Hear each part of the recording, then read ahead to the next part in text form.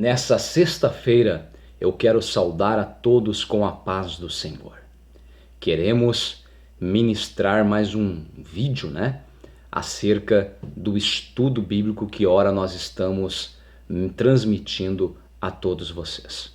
Nós estamos falando acerca da última sessão, quinta e última sessão de livros do Antigo Testamento, a saber, os profetas menores.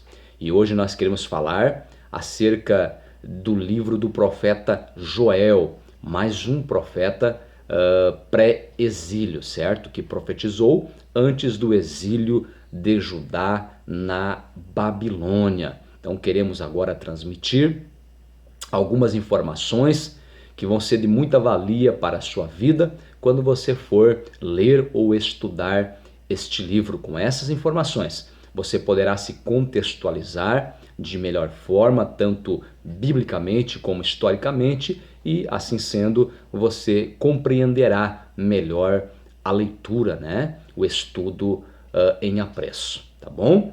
Antes de nós iniciarmos aqui, eu quero convidar você, que talvez ainda não se inscreveu no nosso canal no YouTube, peço por gentileza que você se inscreva para nos dar uma força, certo?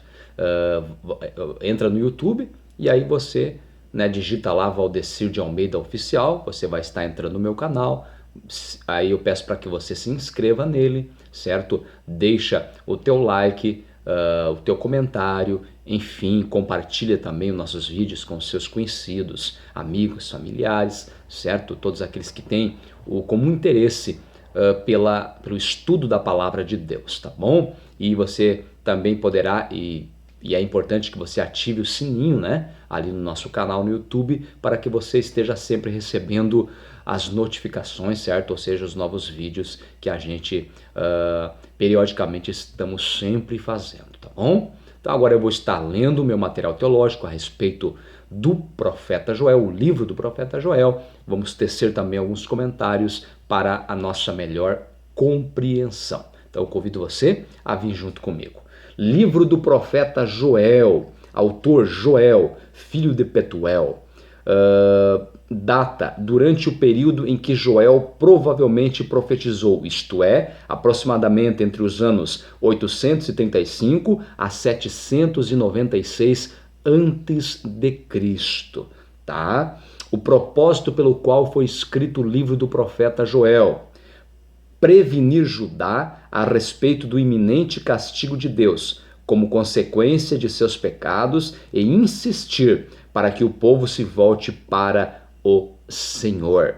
Destinatários: o povo de Judá, do Reino do Sul, e o povo de Deus em todo o mundo. Panorama histórico, o povo de Judá tornara-se próspero e complacente. Por considerarem a presença de Deus como certa, praticavam o pecado do egoísmo e da idolatria. Joel preveniu que esse estilo de vida provocaria inevitavelmente o juízo de Deus sobre eles. Versículos-chave no livro do profeta Joel, está no capítulo 2, versículos 12 e 13, que diz assim: ainda assim, agora mesmo diz o Senhor, convertei-vos a mim de todo o vosso coração, e isso com jejuns, e com choro, e com pranto, e rasgai o vosso coração e não as vossas vestes, e convertei-vos ao Senhor vosso Deus, porque Ele é misericordioso e compassivo, e tardio em irar-se, e grande em beneficência, e se arrepende do mal. Tá? Pessoas-chave no livro do profeta Joel são elas, o próprio profeta Joel e o povo de Judá. Lugar-chave, Jerusalém. Agora algumas considerações acerca do profeta Joel. Joel significa Jeová é Deus. Era filho de Petuel. Joel era profeta da tribo de Judá. Exerceu seu ministério nos dias de Joás, do rei Joás, certo? Precisamente nos anos 830 a 790 a.C., aproximadamente sempre, essas datas.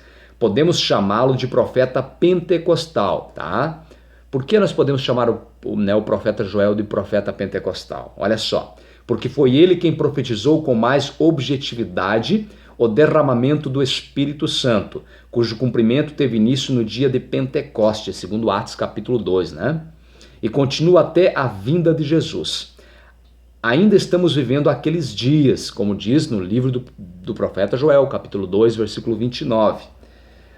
Nunca em toda a história se ouviu falar tanto em derramamento do Espírito como nos dias atuais. Sobretudo, né, desde o advento da Rua Azusa a partir, né, do ano de 1906. De lá para cá, nunca vivenciou tanto a profusão do Espírito Santo, o derramamento do Espírito Santo como neste tempo. Amém?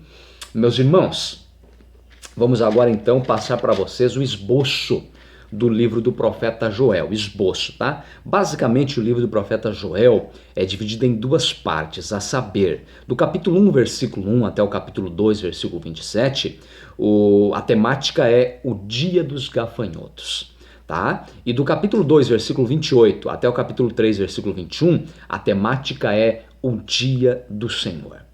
Preste atenção, por gentileza, na leitura que eu vou fazer agora. A praga dos gafanhotos foi apenas o prenúncio do juízo divino que aconteceu no dia do Senhor. Ou seja, então nos dias do profeta Joel, certo? O dia do Senhor, né, que foi o dia que Deus trouxe o juízo sobre o povo de Judá devido à sua rebeldia, apostasia, prostituição espiritual, desobediência, imoralidade, idolatria, certo? O dia do Senhor, Deus o trouxe, esse juízo, através de uma grande praga de gafanhotos que devastou as plantações dos judeus e então acabou que trouxe a fome, a miséria, certo? Para a nação, tá?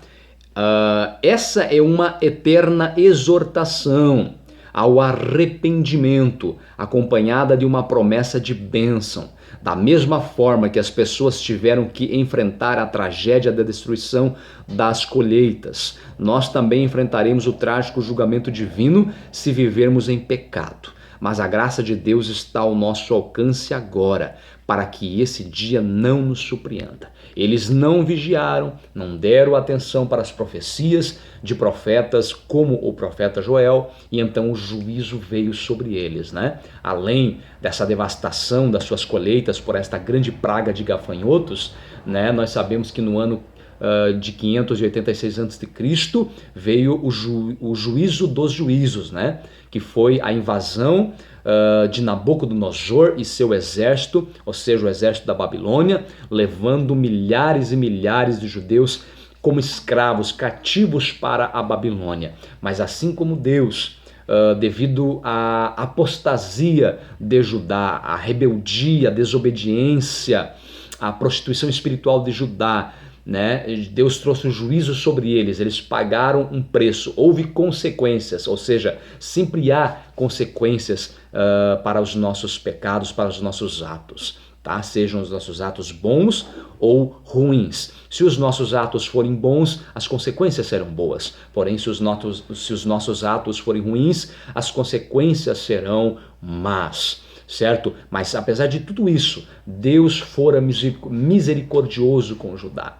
Deus restaurou Judá, Deus levantou profetas para pregarem a sua palavra, trazer uma mensagem de perdão, de reconciliação, de arrependimento, de restauração.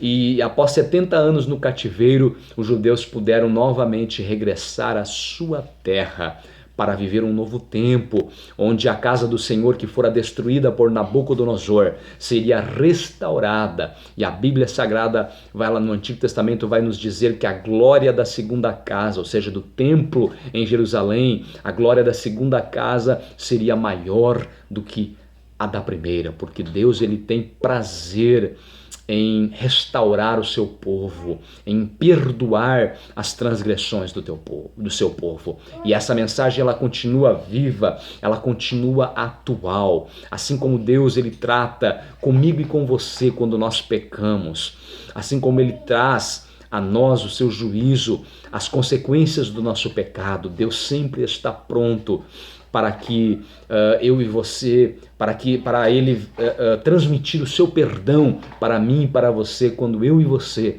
nos arrependemos dos nossos pecados. Que essa mensagem, esta palavra, ela venha a frutificar em nossos corações.